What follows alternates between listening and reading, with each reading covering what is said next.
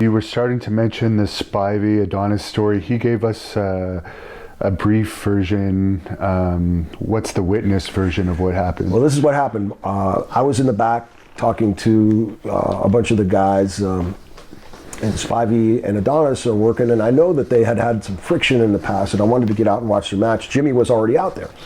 So I don't know what I'm talking to some of the guys, and I don't know if Tito Santana was there.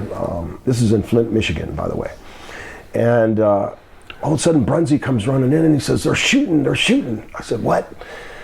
So as I go to run out to see this shoot, in comes Spivey. I said, Danny, what's wrong? He's going, that motherfucker, God dang, that son of a bitch. And he's cussing he's cussing like crazy about Adrian. He says he tried to put me out with the sleeper.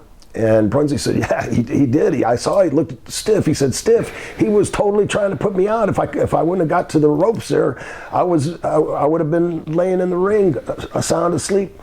And so he shot with the sleeper on him. And Spivey was able to get out of it.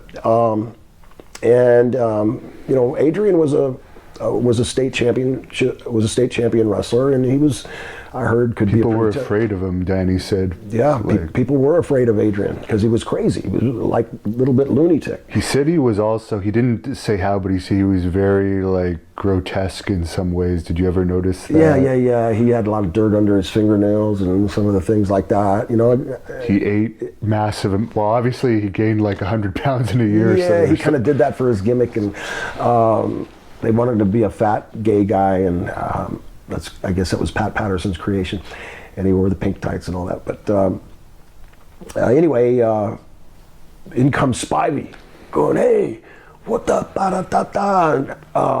Spivey, Danny's standing up now. He's got his yellow tights on. He sat down for a second, and he's got his head, and he's kind of just cussing. God, I can't believe he did that. And then walks Adrian.